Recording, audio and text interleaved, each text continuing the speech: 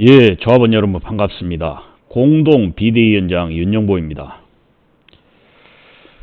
지금 현재 가장 신상미 집행부에서 문제를 삼고 있는 가등기권자 때문에 사업 진행이 안 되고 있다. 이 부분을 우리가 정확히 팩트 체크를 하고 넘어가야 될 것 같습니다. 애당초 그러면 어쩌다가 가등기권자가 발생하게 되었는가? 이 가등기권자는요, 이 조합의 이 충신들입니다. 뭔 말이냐면, 애당초 이 정종만 조합장 시절에 이 사업이 진행이 된다고 했을 때부터 이 가등기 하신 분들은 먼저 기속을 시켰던 거예요.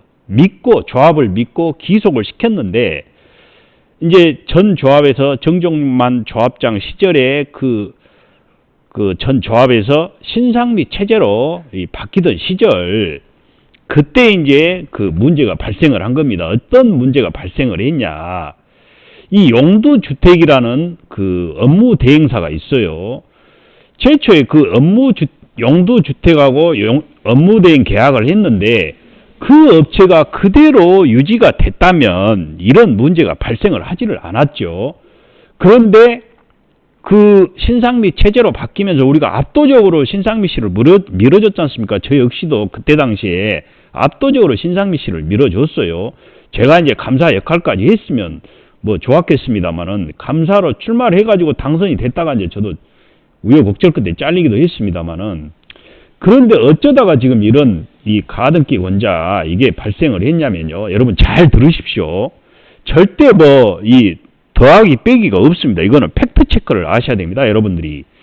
이 용도주택이라는 업무 대행이 최초에 계약했을 당시에 그대로 그냥 어차피 만약에 이 업무 대행이 필요하다면 그 용도주택을 어쨌거나 기책 사유가 있다면 기책 사유에 대해서 정확히 이 문제를 삼아서 어떤 결론을 낼 수가 없다면요. 있다면 다행히 좋습니다만은 지금 결론적으로 나중에 보면 50억 가압류가 붙어버렸지 않습니까?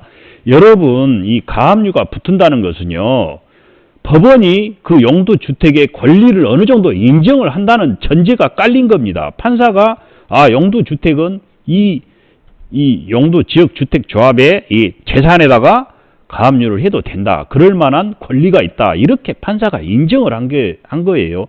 그러니까 가압류가 붙은 겁니다.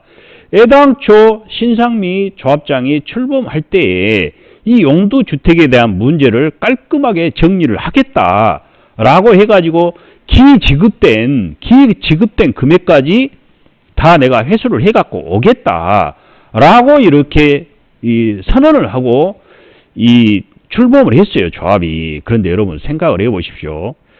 이 조합의 이 비리라는 것은요, 여러분, 주로 발생하는 구간이 어디냐? 업무 대행사하고 발생을 합니다. 이 조합의 이 업무 대행을 하면서 이 조합장하고 이면 계약을 하는 케이스가 많아요. 다른 조합을 예로 들면요. 우리도 이제 이렇게 어떻게 보면 그럴 가능성을 전혀 배제를 못 하겠죠. 물론 나중에 이거는 조사를 정확히 이제 언젠가는 드러나겠습니다만은, 지금 여러분 보십시오. 지금 결론적으로 보면요. 용도주택에 지금 가압류가 50억에 붙어버리고, 또 지금 2020년도 3월달인가 거기에 지금 다보 DNC라는 회사에다가 또 40억의 업무 대행을 하게 됐습니다. 여러분 생각을 해보십시오. 지금 만약에 이 용도주택이 가압류 50억이 인정이 되고 다보 DNC에 또 40억이 인정이 된다라고 하면은 업무 대행비로 여러분 계산을 해보십시오. 산수를요. 또 줘야 됩니다. 이럴 것 같으면 그대로 용도주택을 그대로 우리가 자를 수가 없다면, 기책사유가 없다면 그대로 유지하면은 40억을 다보 DNC 40억을 계약을 안 해도 됩니다.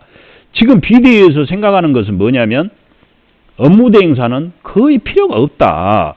만약에 진짜 필요하다고 하면 정말 일석몇조의 일을 할 수 있는, 업무 대행이 모든 걸 할 수 있는, 분양까지도 하고 땅 작업도 하고 때로는 법률 지원까지 하고 이런 어떤 멀티 업무 대행을 구해야 됩니다. 그런데 지금 신상미 체제를 봐보십시오. 업무대행 타보디엔씨 또 40억 주고 계약했지. 법무법인 권율이 있지. 법무법인 형평이 있지. 또 우리가 알 수 없는 그런 비용들. 또 저는 애당초 조합 그 출마를 권유를 받았을 때 저는 이 월급 없이 저는 출마하는 걸로 이렇게 생각을 했었어요. 실제로도 그렇고 뭐 감사로도 그때 출마했을 때도 월급을 저는 받는 걸 상상을 못했습니다. 왜냐?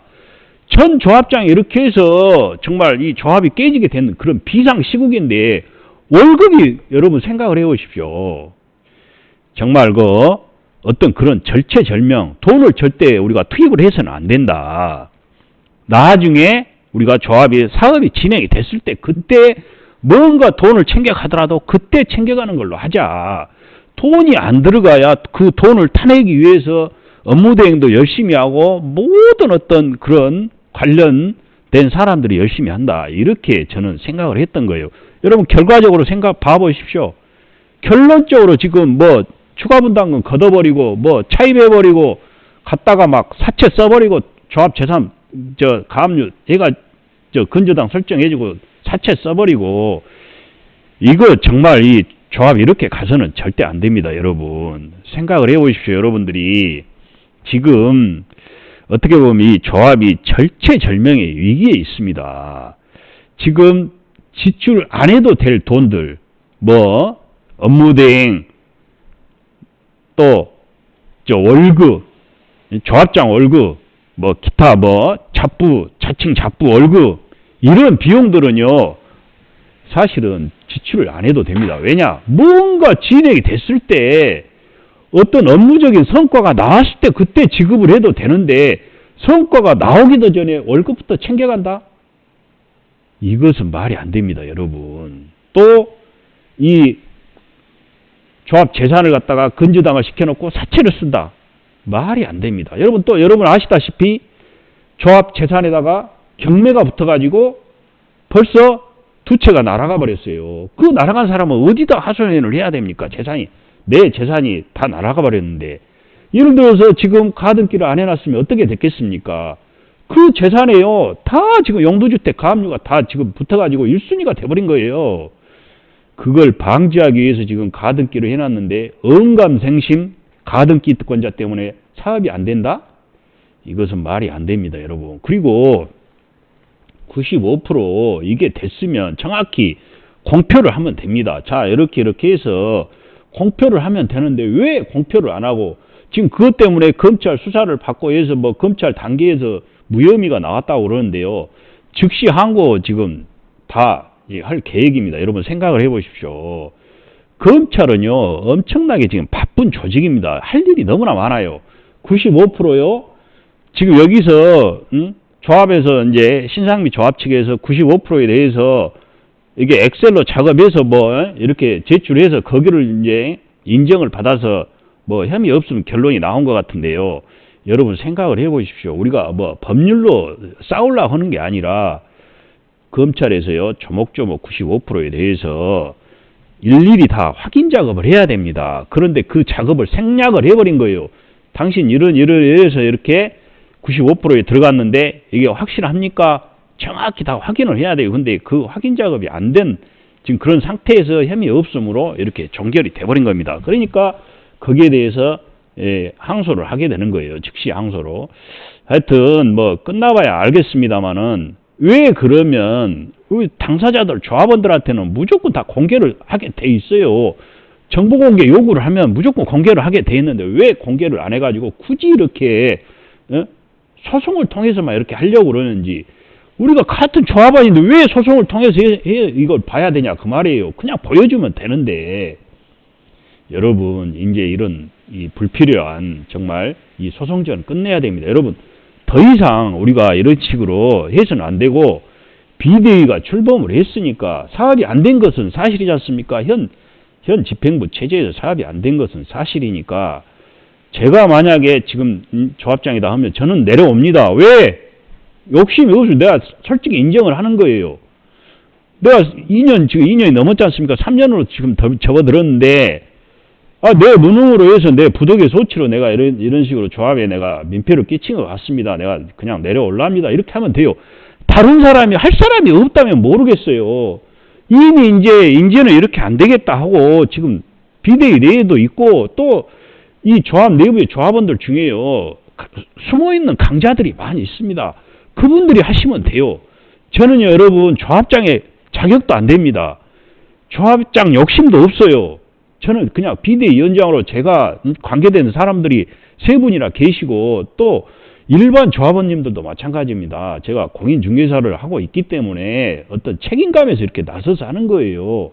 제가 무슨 조합장을 위해서 내가 뭐 돈을 뜯어먹겠다?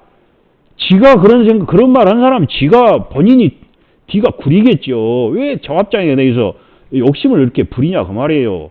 그냥 내려와서 비대위에 합류해서 또 투표를 해서 본인도 그 후보로 나서면 됩니다. 조합장 후보로. 그리고 지금 현재 지금 비대위에서는 조합장 임기를 1년으로 지금 제한을 하려고 합니다. 새로운 조합이 만약에 출범을 한다 하면 조합장 임기는 1년, 한 번 연임 가능, 무조건 2년 이상을 넘길 수가 없어요. 왜? 조합장은요, 계속 돌아가면서 해야 됩니다. 왜냐? 비리가 발생될 소지가 너무나 많아요. 그렇기 때문에 무조건 차단을 시켜야 됩니다. 비리 발생 소지를. 그리고 매 6개월마다 무조건 재신임을 받는 걸로 이렇게 해서 조합장이 비리에 연루될 수 있는 가능성을 완전히 차단하는 거예요. 여러분. 사업이 이렇게 지연된 건 전부 다 조합장님 책임만 뿐만 아니에요. 우리 모두의 책임입니다. 그걸 아셔야 됩니다. 여러분. 정말 이제는 더 이상 싸우지 말고요. 여러분. 팩트를 우리가 알고 현 조합 집행부만 싹 내려오면 됩니다. 다 정말 책임을 인정하고 우리가 뭐 형사 고발을 하려는 게 아니에요. 지금까지 했던 잘못을 인정을 하고 내려오고 사업이 안 된 건 사실이니까요. 앞으로 무슨 계획이 있다? 좋아요. 비대위 와서 다 얘기를 하고 정말 나는 이런 조합장 놀이 하려는 게 아니라 정말 나 충심으로 하는 겁니다. 라고 진짜 본인이 생각한다면 신상민 조합장님 본인이 생각한다면 내려오세요. 내려오시고 정말 비대위 합류를 위해서 같이 하시게요. 우리가 뭐 신상민 조합장님을 쳐내려고 하는 게 아닙니다. 같이 지금까지 했던 작업 힘을 합쳐서 또 전임 정종만 조합장도 마찬가지예요. 도움을 받을 수 있는 거 있으면 다 도움을 받아야 됩니다. 같이 살아야 돼요. 왜? 같은 조합이고 애당초 그분이 이렇게 해서 만든 것도 사실이에요. 물론 제가 나와서 보니까 정종만 조합장님 완벽한 존재는 아니에요. 뭔가 좀 많은 잘못한 구석도 있고 좀 제가 봤을 때 미진한 부분도 많아요. 저도 완벽한 존재는 아닙니다. 신상미 조합장 마찬가지예요. 제가 봤을 때는 정종만 조합장 훨씬 떨어집니다. 능력이 훨씬 떨어져요. 그러나 그렇다고 해서 우리가 무시할 게 아니라 같이 하자 그 말이에요. 지금 조합원님들 중에서도 숨은 강자들 다 모이세요. 그래가지고 임원으로 참여를 하셔가지고 임원이 아니더라도 본인이 시간 나는 대로 오셔가지고 아이디어가 있으면 제출을 해주시고 같이 하시자 그 말이에요. 우리가 싸우려고 하는 게 아닙니다. 비대위가. 정말 여러분들이 정말 그 충심은 좀 알아주시고 여러분 제발 더 이상 소송전이나 이런 거 하지 마시고 같이 함께 하시게요. 여러분 좀 부탁 좀 드리겠습니다. 여러분 다음에 또 찾아뵙겠습니다. 꼭 좀 부탁드립니다. 여러분 감사합니다.